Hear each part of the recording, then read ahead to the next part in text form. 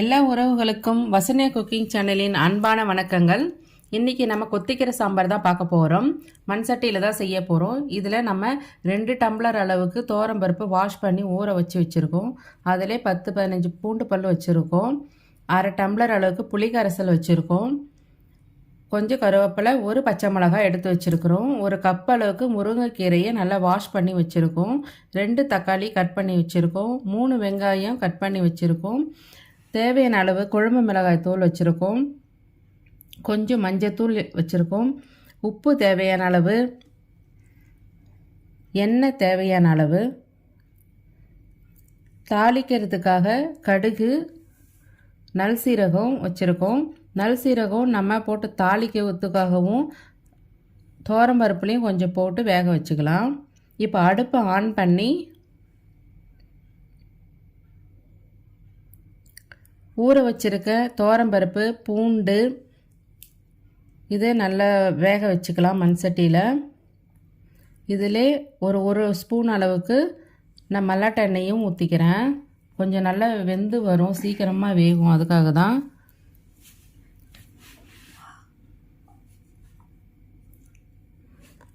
ஒரு ஸ்பூன் அளவுக்கு சீரகம் போட்டுக்கலாம். இது நல்லா வேகட்டும்.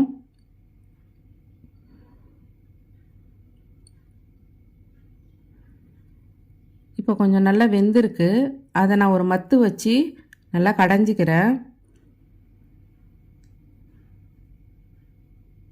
இது போல் சட்டியில் செய்து பாருங்கள், ரொம்ப நல்லாயிருக்கும். சாம்பார்லாம் சட்டியிலே வேக வச்சு, துவரம்பருப்பை நல்லா சட்டியிலே வேக வச்சு இதிலே தாளித்து கொட்டி வச்சோன்னா சாம்பார் நல்லாயிருக்கும். இப்போ ஒரு பேன் வச்சு அதில் ஒரு 3 ஸ்பூன் அளவுக்கு எண்ணெய் ஊற்றிக்கலாம். இது தாளிக்கிறதுக்காக தான். எண்ணெய் லைட்டாக ஹீட் ஆனதும் கடுகு போட்டுக்கலாம்.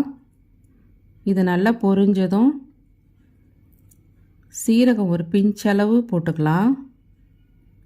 சீரகம் நல்லா பொரிஞ்சு வரட்டும். இப்போ ஒரு 1/4 டீஸ்பூன் அளவுக்கு வெந்தயம் போட்டுக்கலாம். இதுவும் நல்லா பொரியட்டும். இப்போ கொஞ்சமாக கருவேப்பிலை போட்டுக்கலாம்.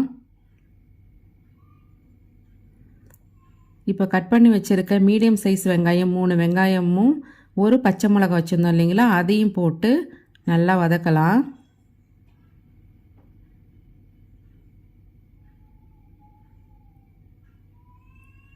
கொஞ்சம் நல்லா பொறுமையாக வதக்கிக்கோங்க. இதில் கொஞ்சமாக கல்லுப்பு போட்டுக்கலாம். இந்த வெங்காயம் வதங்கிறதுக்காக தான்.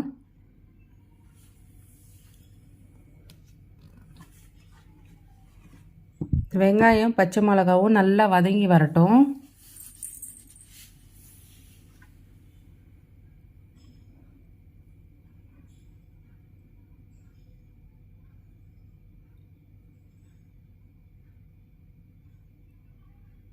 வெங்காயம் வதங்கினதும் தக்காளி அதில் ஆட் பண்ணிக்கலாம்.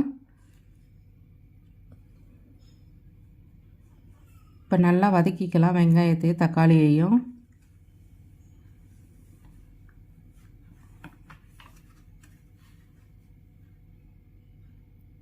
இப்போ வெங்காயம் தக்காளி நல்லா வதங்கிடுச்சு. அதில் ஒரு ஸ்பூன் அளவுக்கு குழம்பு மிளகாய் தூள் போட்டுக்கலாம். கொஞ்சமாக மஞ்சள் தூள் போட்டுக்கலாம். நான் பயிரில் போட்டு வேக வைக்கல, அதனால் தான் இதில் போட்டிருக்கேன் மஞ்சத்தூள். இப்போ நல்லா எல்லாத்தையும் கலந்து விட்டுக்கலாம். இது நல்லா பச்சை வாசம் போகிற அளவுக்கு நல்லா வதக்கிக்கோங்க.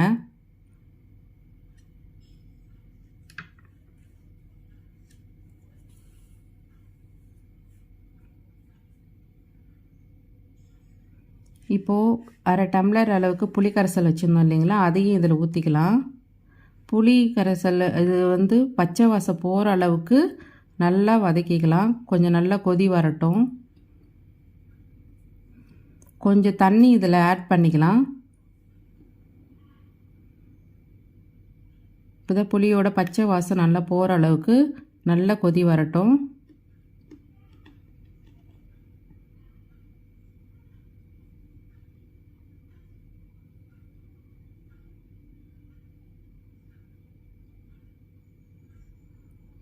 இப்போ நல்லா கொதிக்குது.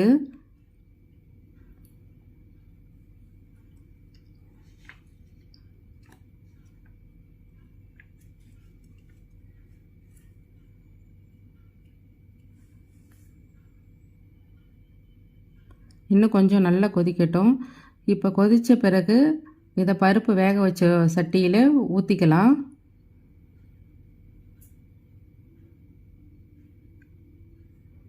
நல்லா ஒரு கலந்து விட்டுருங்க.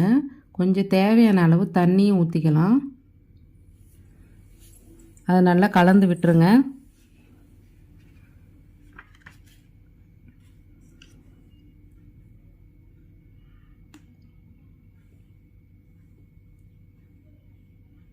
நல்லா கொதி வந்துடுச்சு.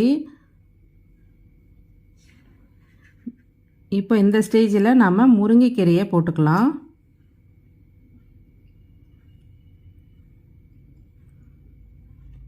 இந்த ஸ்டேஜில் நீங்கள் உப்பு காரம் பார்த்துக்கோங்க. புளி இதில் கொஞ்சமாக தான் ஆட் பண்ணணும், அதிகமாக புளி ஊற்ற தேவையில்ல.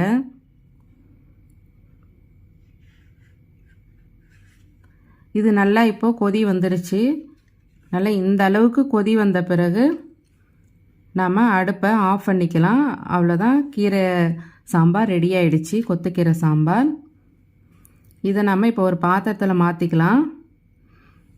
இப்போ பாருங்கள், நம்ம செஞ்ச மண் சட்டியில் செஞ்ச கொத்துக்கீரை சாம்பார் ரெடி ஆகிடுச்சு.